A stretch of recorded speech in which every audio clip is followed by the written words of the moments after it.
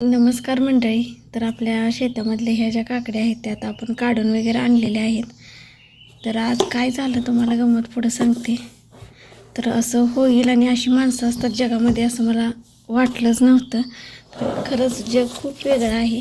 तर काय झालं सांगते तुम्हाला. आत्ता आपण ज्या गोष्टी आहोत इतक्या मेहनतीने लावतो तर कशासाठी, तर 2 रुपये आपल्याकडे यावेत ह्या उद्देशानेच आपण कुठलीही गोष्ट लावतो बघा शेतामध्ये. तर असेच मी गवारी वगैरे आता शेतामध्ये लावलेली आहे. तर काय झालं सांगते पुढे, त्यामुळे व्हिडिओ कुठेही स्किप करू नका. तर असं कोणाच्या शेतामध्ये होतं का नक्की सांगा. तर आता ह्या आपल्या ज्या काकड्या आहेत बघा, ह्या अशा काढल्या आणि काकडी मी बघण्यासाठी गेले होते.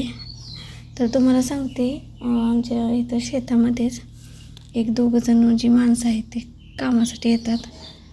तर त्यांनी काय केलं, तर जाता जाता काकड्या आहेत त्या तोडल्या. तर असं करतात का नक्की सांगा.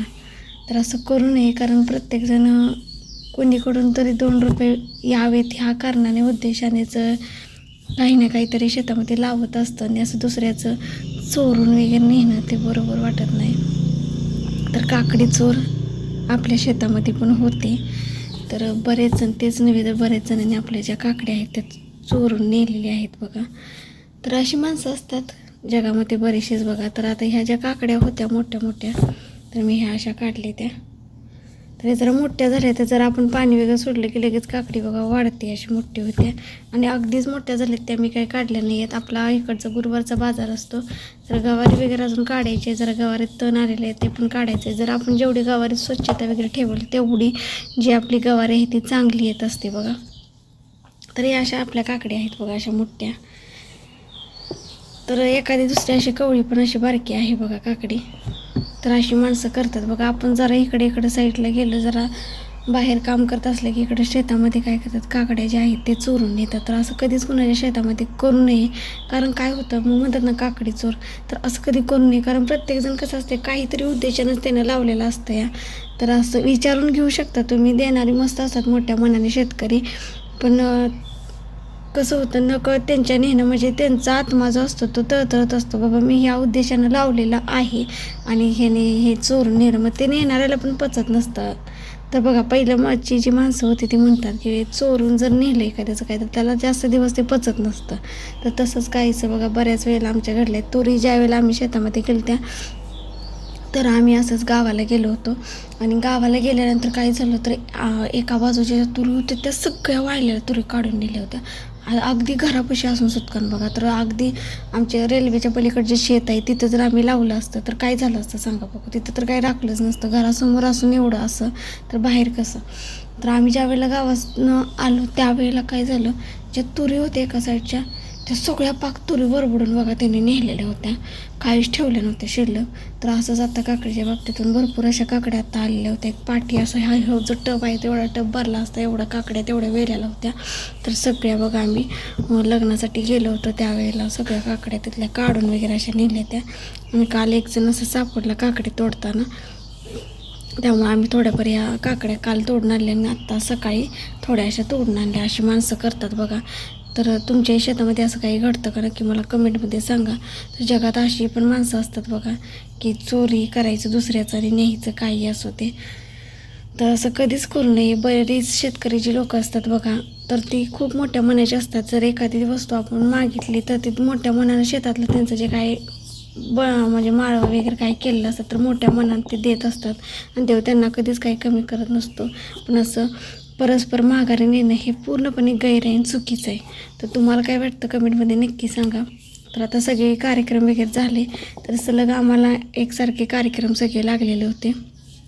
वास्तुशांती झाली, बोरची पूजा झाली, तर शेजाऱ्यांची बोरची पूजा होती. तिथला काय मला भरपूर अशी माणसं होती त्यामुळे व्हिडिओ शूट करता आला नाही आहे.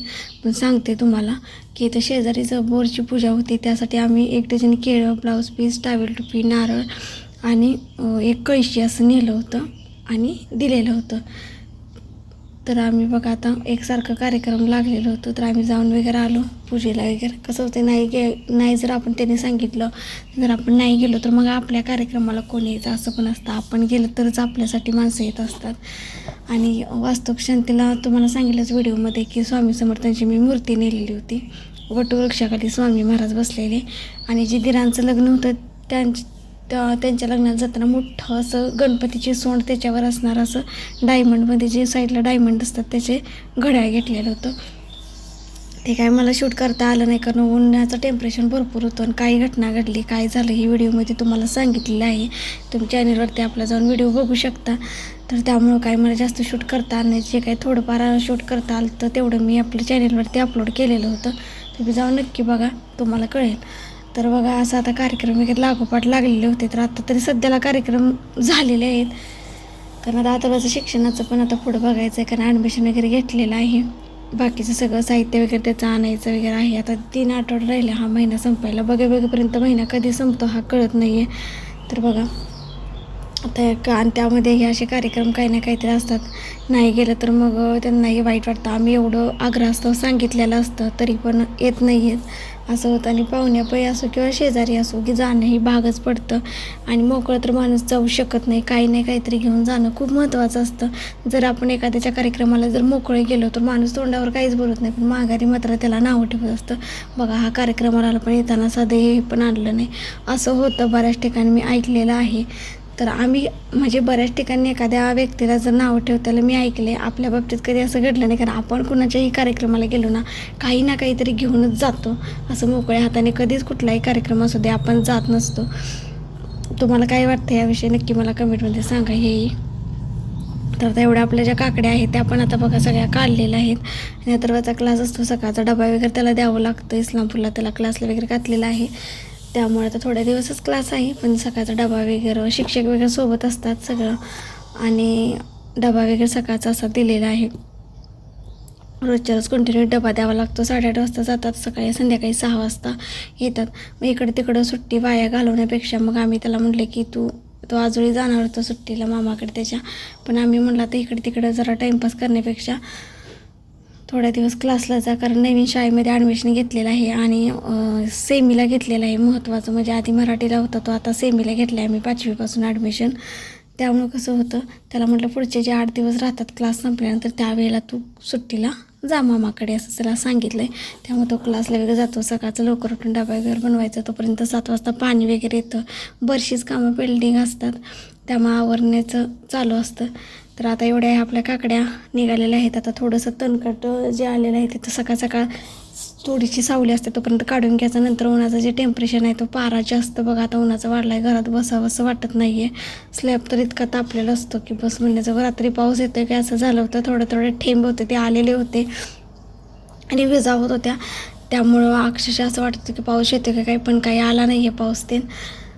तर आता या आपल्या काकड्या काढल्या तर संध्याकाळी आपण थोडीशी गवारी पण तोडणार आहोत. म्हणजे उद्याच्याला जे बाजारात नेण्यासाठी आपण गवारी काढणार आहे ती आपल्यासाठी हलकी होते आत्ता काढल्यामुळे. तर आता आपल्या काकड्या वगैरे काढल्यात आणि कुठे आता थोड्या आहेत त्या गावत्यात का बघून काढायच्या. तर कसा वाटला तुम्हाला आजचा व्हिडिओ नक्की सांगा. चॅनलवरती जर कोण आपल्या नवीन असेल तर व्हिडिओ सबस्क्राईब करा, कमेंट करा, लाईक करा आणि शेअर करा. धन्यवाद.